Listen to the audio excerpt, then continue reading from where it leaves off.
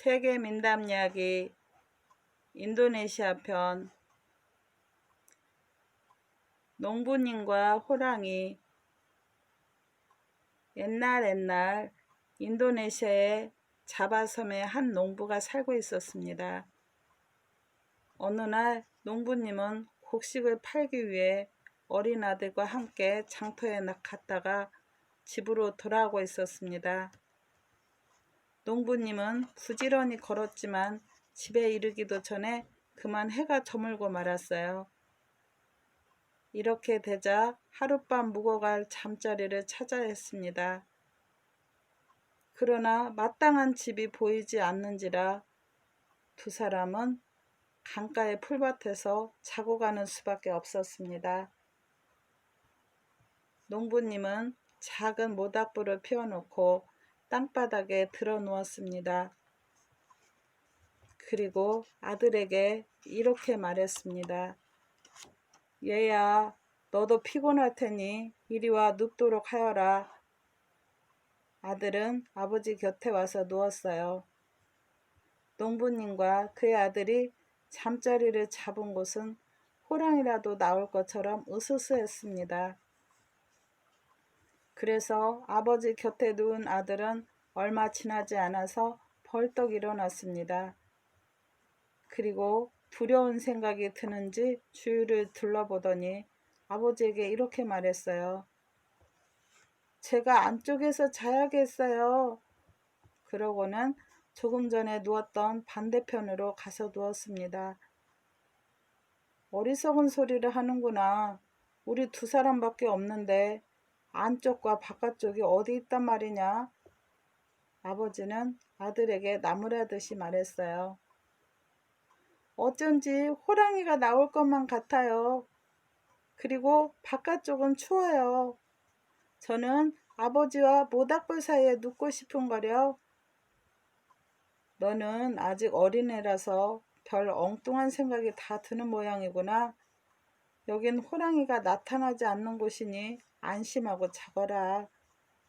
아버지는 너무 피곤해서 자고 싶은 생각밖에 안 드는구나.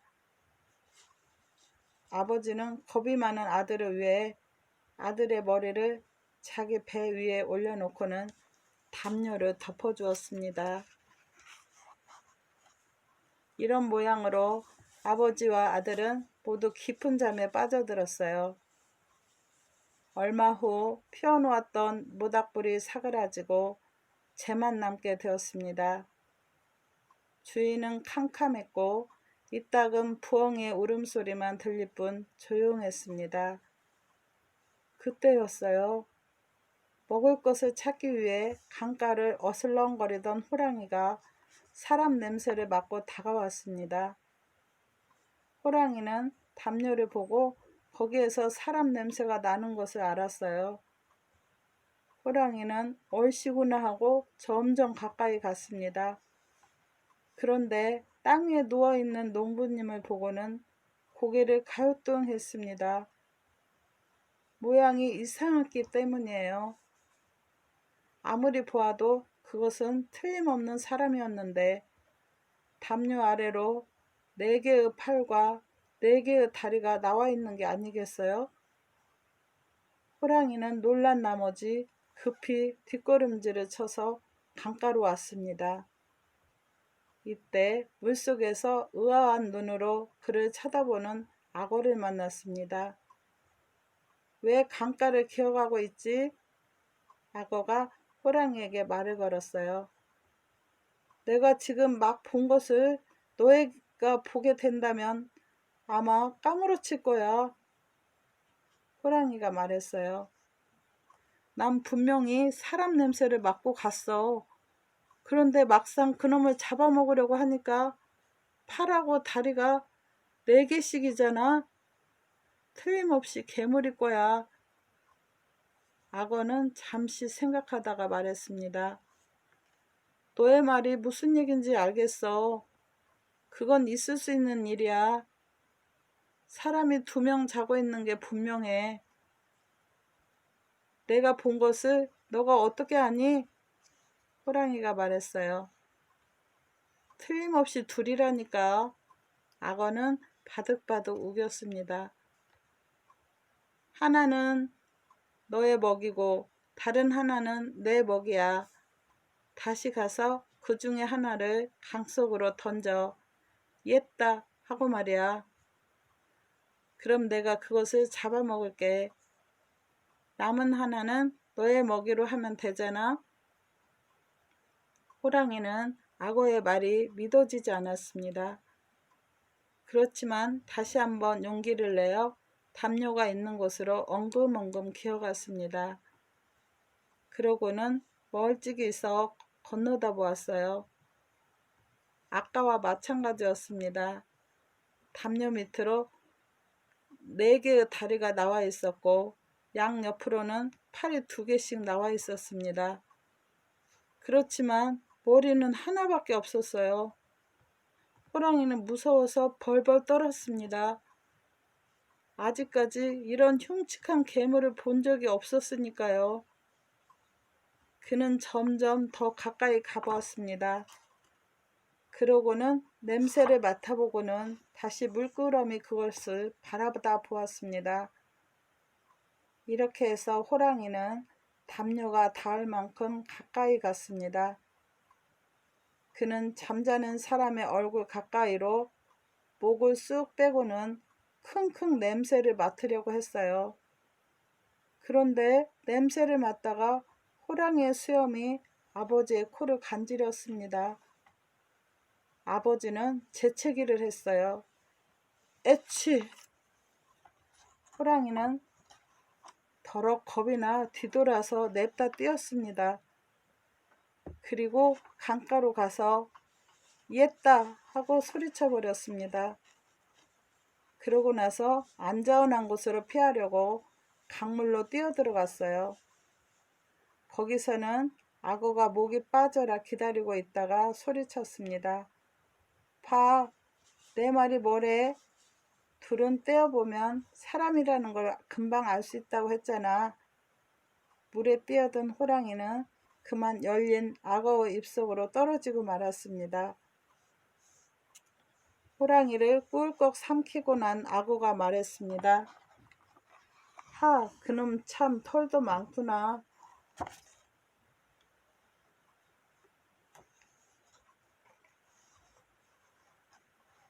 반장 마을의 석수장이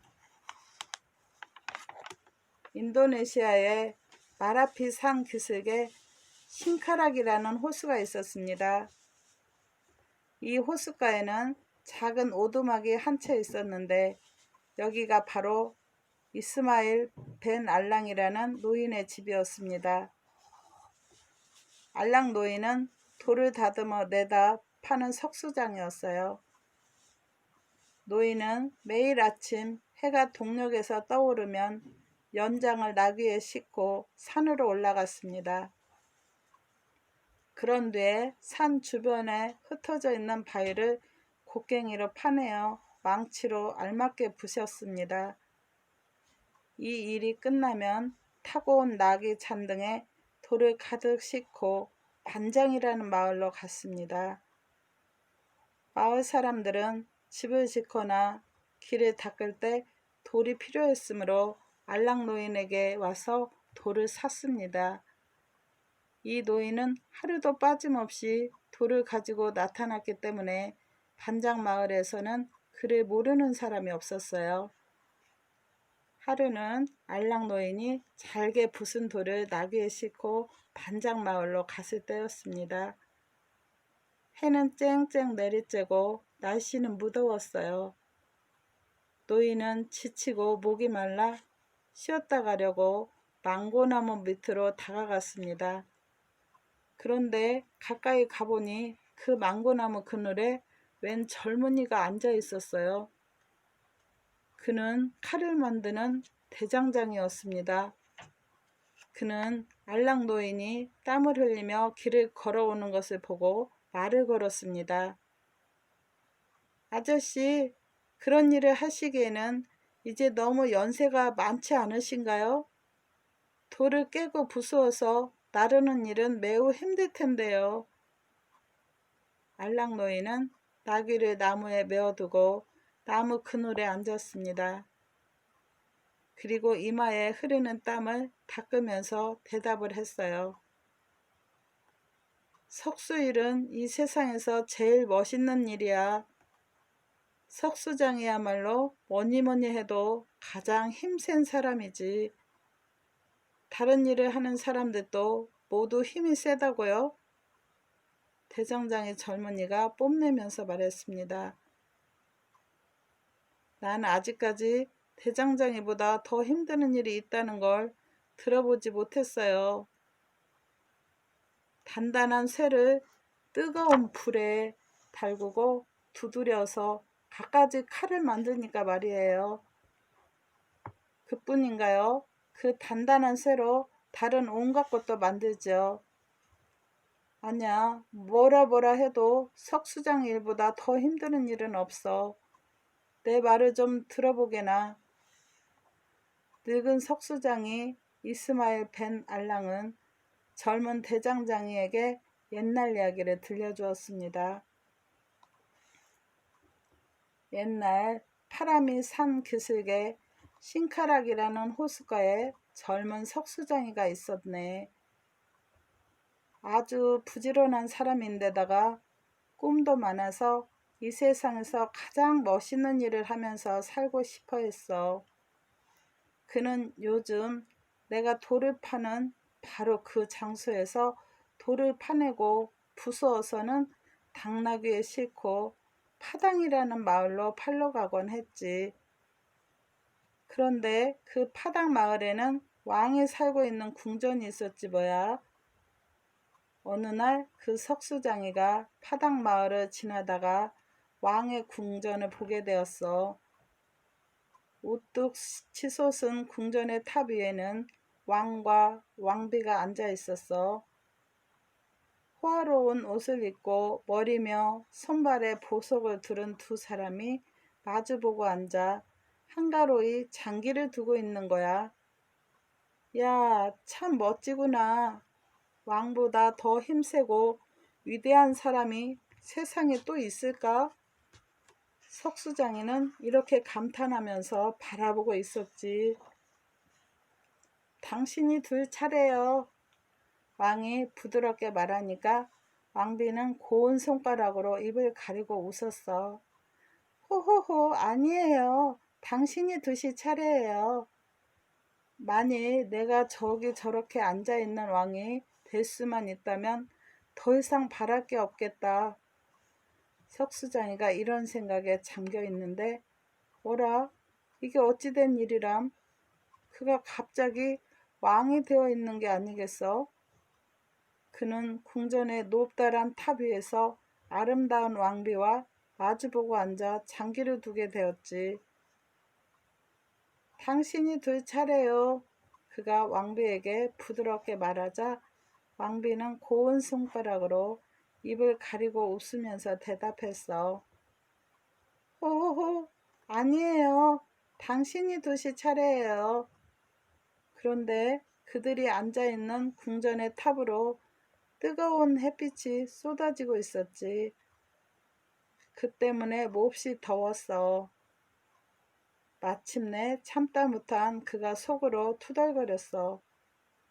난 왕이 이 세상 모든 것들 중에서 가장 힘이 세다고 생각했다.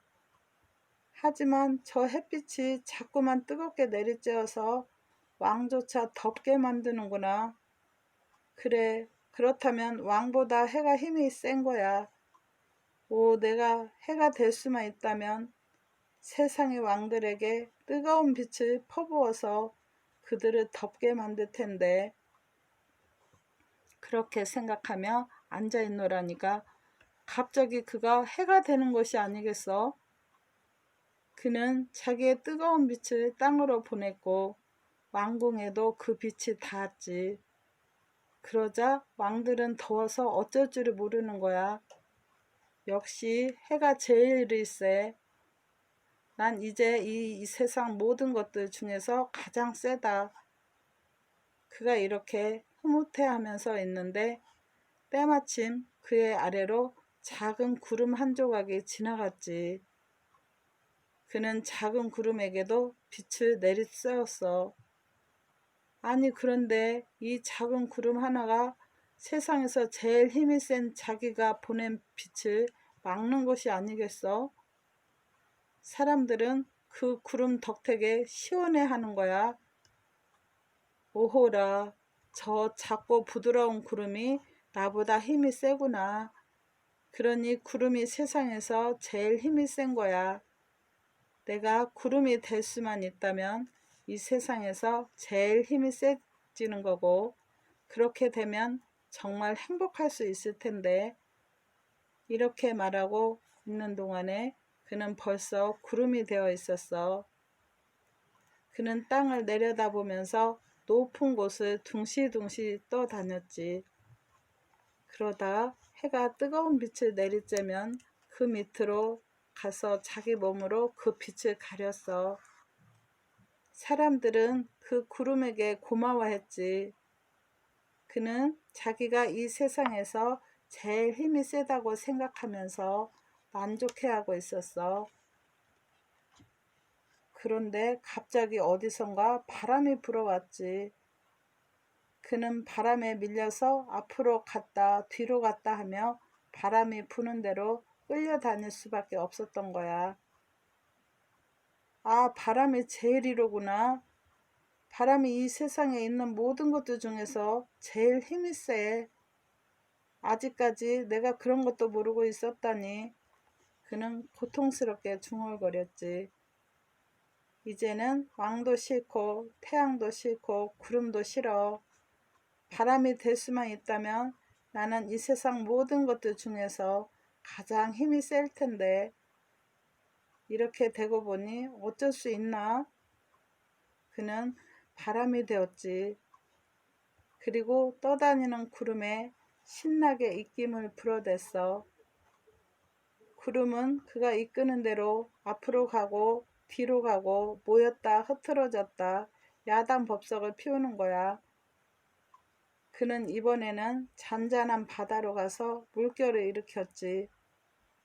바다는 이제 사나워져서 배들이 뒤집혔어. 그는 또 비를 몰고 다니면서 땅 위에 뿌렸지. 그뿐만 아니라 나무의 뿌리를 통째로 뽑기도 하고 논에 있는 곡식들을 다 쓰러뜨리기도 했어.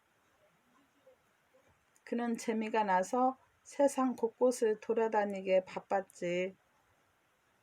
이제 누가 뭐래도 내가 세상에서 제일 힘이 세다. 그는 이렇게 뽐내며 세상을 돌아다니다가 마침내 마라피 산으로 오게 되었어. 그는 다른 곳에서와 마찬가지로 마라피 산을 향해서 훅 입김을 불었지. 그런데 마라피 산은 까닭도 하지 않는 거야. 그는 다시 한번 힘을 주어 훅 입김을 불었지. 그래도 마라피 산은 꿈쩍도 하지 않았어. 그는 화가 나서 마지막으로 온 힘을 다해 입김을 불었어. 역시 마찬가지로 마라피 산은 끄덕없었어. 그는 힘이 다 빠졌어. 마라피 산을 부수기는커녕 움직일 수조차 없는 거야. 아무리 화를 내도 마라피 산은 그대로 당당하게 버티고 서 있었으니까. 할 수 없이 그는 산을 비켜서 지나가야 했지. 이제 알았어. 이 세상에서 산이 제일 힘이 세.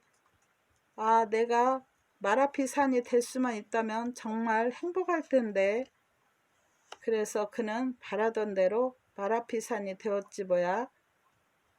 그는 당당하게 버티고 서서 골짜기마다 그의 그림자를 드리웠지.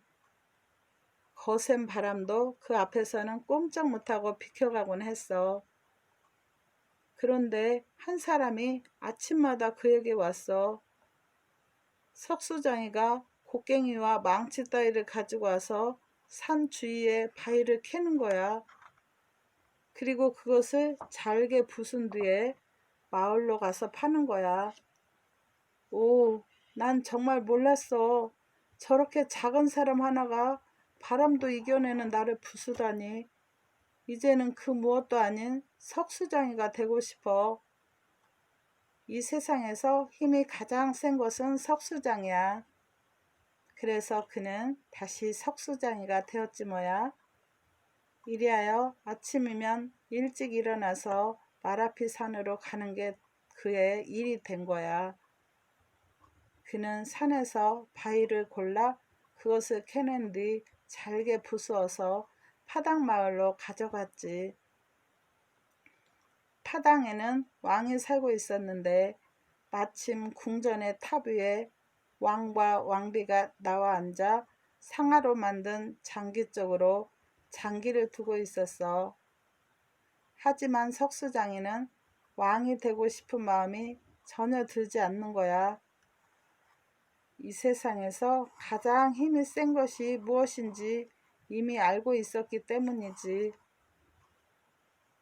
이스마일 벤 알랑 노이는 말을 마쳤습니다. 그가 다시 젊은 대장장이에게 말했어요. 젊은이, 말대로 나는 이렇게 늙었어. 그리고 돌을 캐서 부수어가지고 파는 일은 힘든 일이지. 하지만 석수장이는 이 세상 모든 것들 중에서 제일 힘이 센 거야. 노인은 말을 마치고 일어났습니다. 그러고는 나무에 메어두었던 나귀를 데리고 가던 길을 계속 가버렸습니다.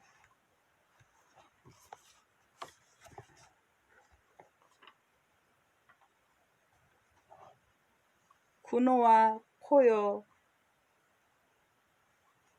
인도네시아를 이루고 있는 많은 섬들 가운데 자바섬이나 수마트라 섬, 그리고 셀레베즈 섬에 살고 있는 사람들은 누구나 구노와 코요를 잘 알고 있습니다. 이 두 사람은 언제나 같이 다닙니다. 그런데 코요가 무엇인가 얻으려고 하면 구노 때문에 번번이 놓쳐버리고 말지요. 어느 날이었습니다. 그날도 구노와 코요는 함께 이야기를 주고받고 있었어요. 이런 얘기 저런 얘기를 하던 끝에 그들은 어떻게 하면 아무런 노력도 하지 않고 돈을 한꺼번에 쉽게 벌 수 있을까 하는 데까지 생각이 미쳤습니다. 농사를 짓고 장사를 하고 이런 것들은 내게 어울리지 않아. 이렇게 코요가 말했어요. 그리고 그 이유를 덧붙였습니다. 내 이름을 봐. 내 이름은 부유한 사람이라는 뜻이잖아. 그런 내가 어떻게 그런 고생스러운 일을 하고 있겠어? 그건 나도 마찬가지야.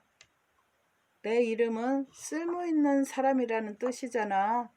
그런데 쓸모있는 사람은 일을 하지 않고 놀고 먹는 법이야. 왜냐하면 군우는 막상 이렇게 말을 꺼내보았지만 아무리 생각해보아도 쓸모있는 사람이 놀아야만 하는 이유를 댈 수가 없었어요. 군우는 한참 동안 생각하다가 계속 말했습니다. 왜냐하면 쓸모있는 사람은 일을 하지 않기 때문이지. 쓸모있는 사람은 어디까지나 그저 쓸모있는 사람일 뿐이니까. 군우의 어리석은 대답에 코요가 웃으면서 말했습니다. 군우, 내게 좋은 수가 있어. 너도 우리 마을에서 제일 부자인 하찌 영감네 집을 알지? 우리가 그 집에 들어가서 값비싼 물건들을 훔쳐내 오는 거야. 군우는 코요 말에 맞장구를 쳤습니다. 그래서 군우와 코요는 그날 밤에 하찌 영감님의 집 담장 아래서 만나기로 약속하고 헤어졌습니다. 늦은 밤이 되었어요. 군우와 코요는 마음의 준비를 단단히 하고는 약속했던 장소로 갔습니다. 그들은 하찌 영감님 집의 담장 아래에서 만났어요. 하찌 영감님의 집은 담장이 아주 높았습니다. 그래서 그들은 도저히 넘어갈 수가 없었어요. 집 주위를 여러 차례 돌아다녀 보았지만 들어갈 만한 곳이 한 군데도 없었습니다. 군호 할 수 없군. 담장 밑에 흙을 파내고 구멍을 만들어 들어가는 수밖에 없어. 코요가 말했습니다. 군호는 코요의 말대로 담장 밑에 흙을 파내기 시작했어요. 그러는 동안에 코요는 망을 보고 있었습니다. 한참 뒤에 간신히 한 사람이 기어 들어갈 만한 구멍이 생겼어요. 그래서 군호는 그 구멍을 통해서 핫지 영감님 집으로 들어갔습니다. 모두 자고 있는지 집안은 조용하였습니다. 군호는 핫지 영감님의 방으로 들어가서 주위를 둘러보았어요. 방 안에는 값비싼 물건들이 많이 있었고 핫지 영감님은 잠이 깊이 들었는지 코를 골고 있었습니다. 군호는 가지고 갔던 자루 속에 물건을 닥치는 대로 집어넣었어요. 군호는 자루를 메고 방을 나왔습니다. 그리고 파놓은 구멍을 통해 그 물건들을 밖에서 망을 보며 기다리고 있는 코요에게 전해주었습니다. 코요는 그 물건들을 받아 담장 옆에다 차곡차곡 쌓았어요.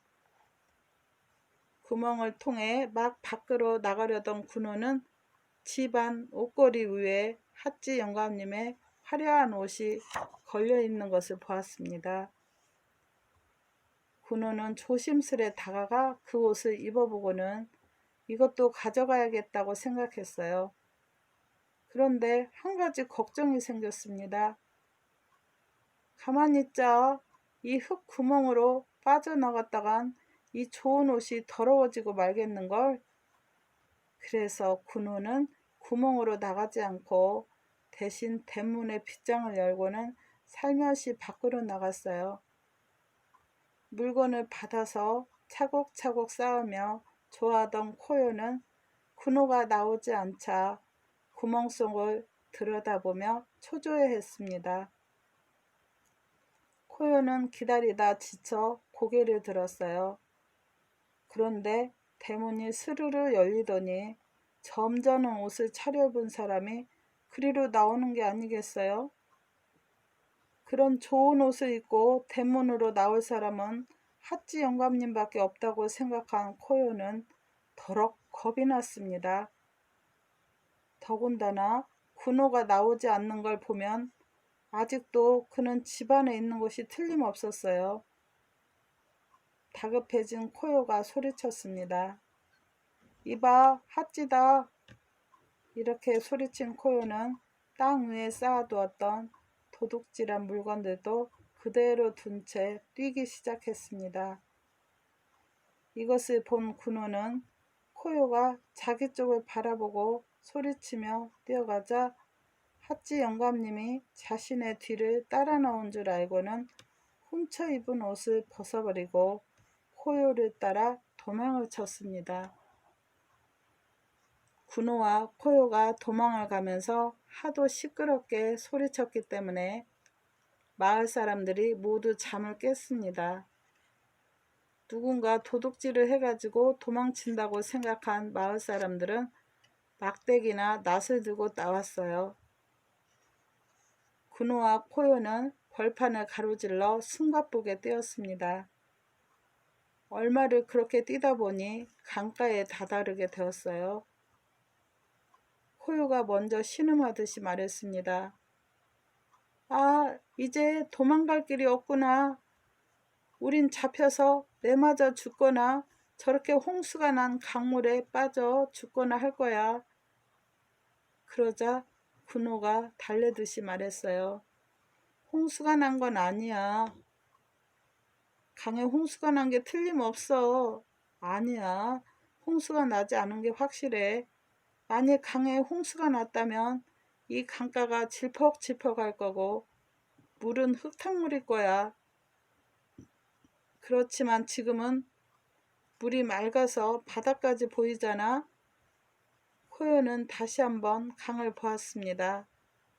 정말이었어요. 별빛 아래로 희미하게 강바닥에 돌들이 보였습니다.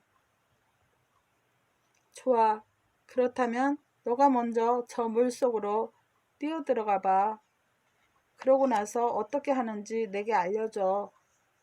코요가 신경질적으로 말했어요. 군호는 숨을 죽이고 두 눈을 감은 다음 바위가 튀어나와 있는 곳에서 강으로 뛰어내려갔습니다. 강바닥에는 물이 하나도 없었어요. 그러니 군호는 자갈과 돌 위로 떨어질 수밖에 없었지요. 군호는 놀란 나머지 그대로 엎드려 있을 수밖에 없었습니다. 그런데 코요가 아까 자기가 뛰어내린 곳에서 계속 부르고 있었어요. 군호, 거긴 어때? 어떠냔 말이야?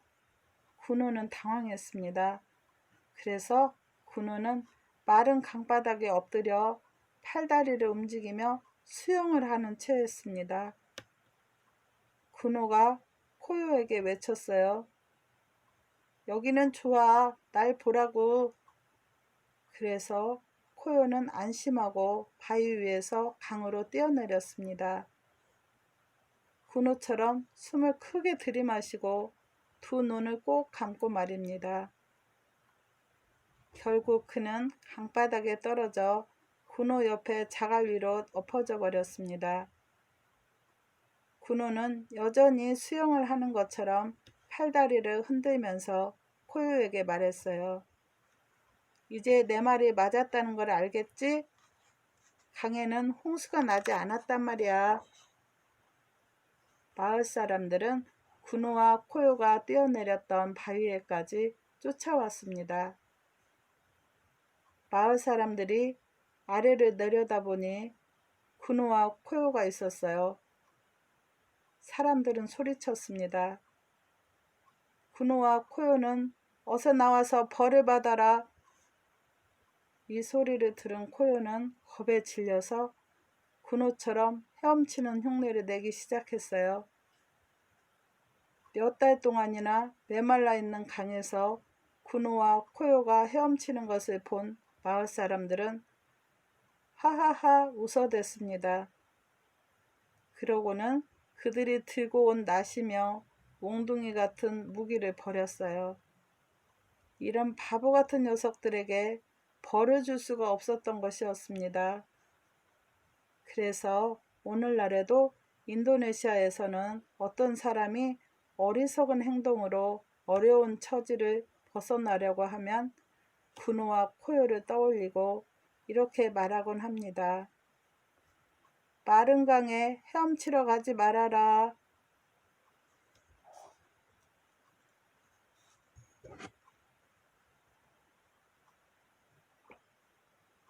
쫓겨가던 핫지. 인도네시아의 셀리베즈 섬에 살고 있는 회교도들은 거미는 해치지 않는 반면에 도마뱀을 몹시 싫어한다고 합니다. 옛날에 인도네시아의 셀리베즈 섬에서는 회교도와 일반인들이 전쟁을 했다고 합니다. 전쟁이 한창 심해지고 있을 때의 일이었어요. 회교도의 성자인 핫지는 싸움을 하는 동안 자기도 모르는 사이에 적진으로 깊숙이 들어가 버렸습니다. 그가 정신을 차려 주위를 둘러보니 자기 편은 아무도 없고 모두 적군들 뿐이었어요. 그는 부랴부랴 도망쳤습니다.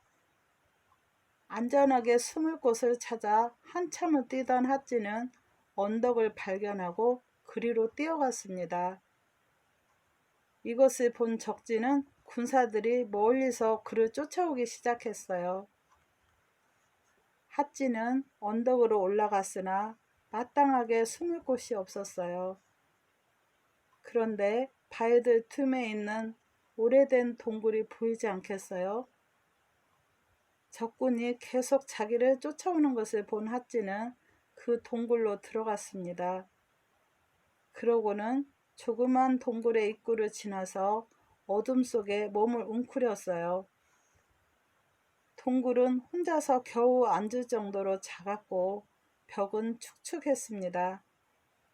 핫지는 축축한 동굴 벽에 등을 기대고는 숨을 죽이고 있었습니다. 그런데 그가 동굴로 들어가자마자 거미 한 마리가 동굴 입구에 거미줄을 치기 시작했어요. 거미는 재빠르게 거미줄을 다 쳤습니다.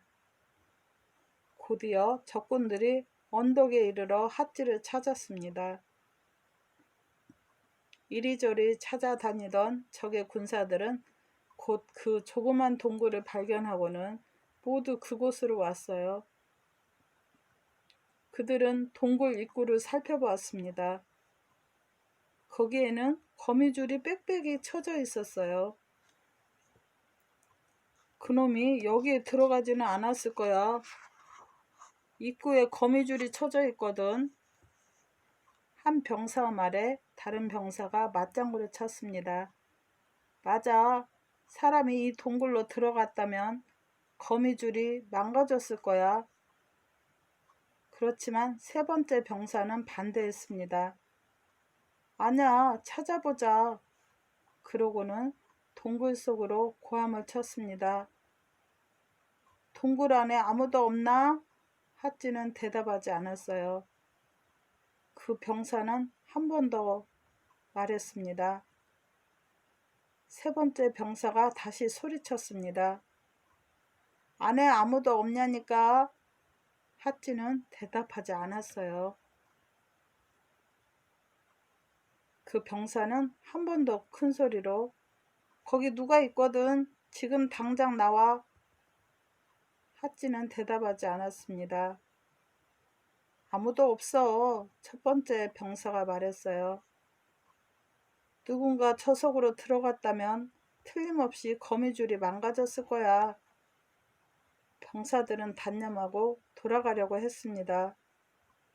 그런데 바로 그 순간 작은 도마뱀이 거미줄에 걸린 파리를 보고 먹고 싶은 생각에 칙 하고 소리를 냈습니다. 동굴 속에서 인기척이 났다. 세 번째 병사가 말했습니다. 아니야, 도마뱀이 낸 소리일 뿐이야. 두 번째 병사가 말했어요. 해교도 목소리 같았는데. 아니야, 도마뱀이 소리를 낸 거야. 그러자 세 번째 병사가 앞으로 나섰습니다. 저리 비켜. 내가 찾아보겠어. 그는 돌을 하나 집어들고는 동굴 안으로 힘껏 던졌습니다. 그 돌이 핫지의 입에 맞아서 앞니 두 개가 부러졌어요. 그는 몹시 아팠지만 끽소리도 없이 가만히 있었습니다. 거 보라고 아무도 없잖아. 첫 번째 병사가 말했습니다. 그래서 병사들은 무기를 들고 언덕을 내려갔습니다. 그 틈을 놓칠세라 핫지는 잽싸게 도망쳐서 집으로 올 수가 있었어요. 그 후로 셀레베즈 섬에 사는 해교도들은 이 일을 잊지 않았습니다.